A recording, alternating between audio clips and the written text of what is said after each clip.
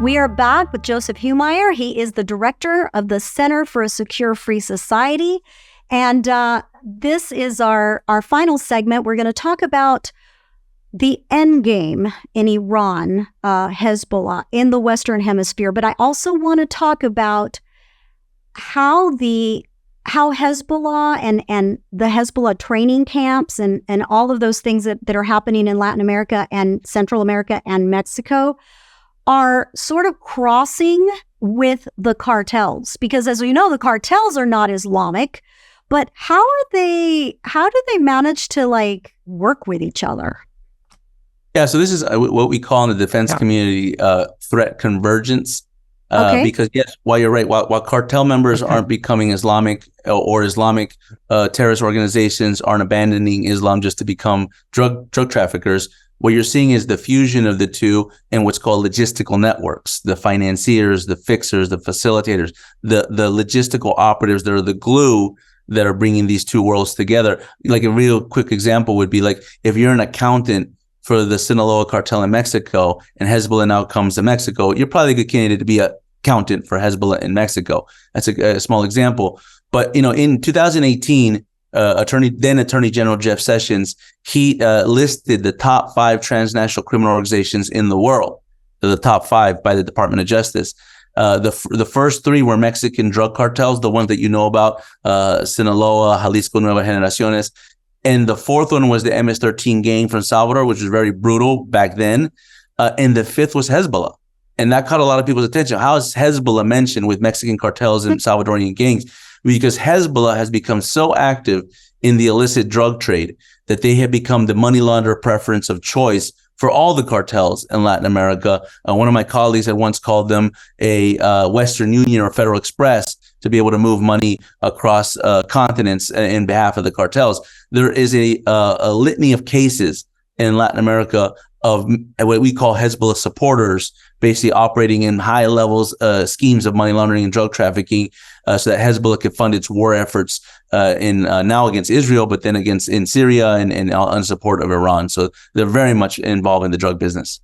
Do you think also that some of the tactics that the cartels have learned, like the beheadings and just the, I'm going to cut somebody's limbs and I'm going to hang it on the bridge, those types of things, do you think that those are tactics that they learned from Hezbollah? I don't know about those in particular. I mean, the cartels have always been very brutal. I mean, going back to the beginning, they've always been beheading. They've always had very brutal measures and tactics. So I don't think the brutality was learned necessarily from Hezbollah. But what has been learned is the logistical network schemes, the ability to move money, the ability to weapons. I think the weapons that they have done. There's a case. I'll highlight this one case. In 2020, there's a case of a Syrian Venezuelan. His name is Adel El Zabayer. He was actually a parliamentarian. He was a member of the National Assembly of Venezuela, a legislator who took leave of absence from being in the legislation in Venezuela to go to Syria to fight in the Syrian civil war on behalf of Bashar al-Assad. That's crazy in itself.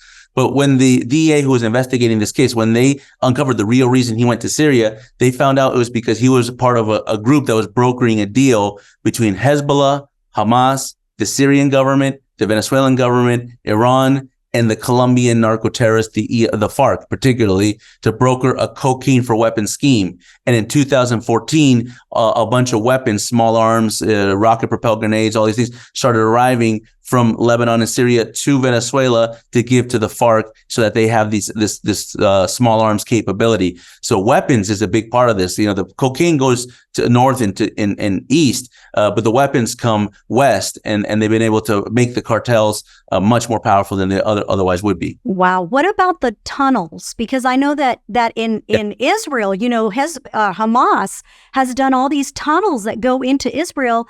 And that is also the case with the Mexican border, right? They have tunnels. Do you think that that's another tactic that they've used? I know somebody that worked on this particularly within U.S. law enforcement, and he was convinced that this was done by Hamas. Particularly, that Hamas had helped specific members of cartels, engineers in particular, on how to basically develop not just the tunnel per se, because anyone could develop a tunnel. It was the electrical capability, the electrical power of the tunnel, because that's not something that's easy to do. And they had these very sophisticated engineers in the Palestinian territories and Lebanon that helped the cartels do this. I didn't investigate this myself, but I have a colleague, a friend that did so out of U.S. law enforcement, and he was convinced that's the case. Wow. So your personal opinion, Joseph, what do you think? Are we in trouble? What can we take from this? I mean, we're in trouble. The world's on fire. I mean, there's small wars erupting all over throughout the world, and some of them turning into big wars. But I think really what we haven't realized yet is we're on the precipice of World War III. Iran is a major actor in that world war because they have aligned themselves with Russia and China. So the three together, Russia, Iran, and China, have decided to take the world into a global conflict so that they can change the international order. But the big difference between the previous two world wars in the 20th century is that this time it's going to be fought, part of this war, a big part, in Latin America. Latin America was not a major part of the First and the Second World War. They provided some support to the Allies in the United States. But this time they will be, because those three actors, Russia, China, and Iran, have been able to capture Latin America and turn it as a weapon against the United States. So that's the big lesson. The United States needs to start paying attention to Latin America because, I'm going to use a sports analogy. In boxing, it's not the hardest punch that knocks you out. It's the punch you don't see. And in the case of the U.S. foreign policy and national security, the punch we're not watching is Latin America. Well, thank you for your analysis and your perspective, and God bless you for the work you do. I follow you. I follow it. I think you are amazing, and thank you for coming on the podcast. Absolutely, Debbie. It's a pleasure and honor. Thank you so much. After menopause, I gained over 20 pounds, and I struggled to lose it. But thankfully, PhD weight loss came to the rescue. I've lost 24 pounds and Dinesh has lost 27, and we're both now on maintenance and loving it. The program is based on science and nutrition. No injections, no pills, no hours in the gym, no severe calorie restriction, just good, sound, scientifically proven nutrition. It's so simple. They make it easy by providing 80% of your food at no additional cost, and they tell you when and what to eat. And guess what?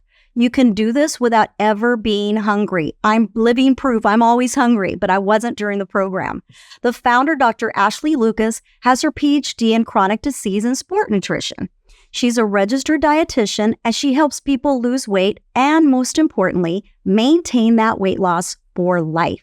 So if you're ready to take the step of losing weight like Dinesh and I have, call PhD Weight Loss and Nutrition at 864-644-1900 or find them online at myphdweightloss.com. That number again is 864-644-1900.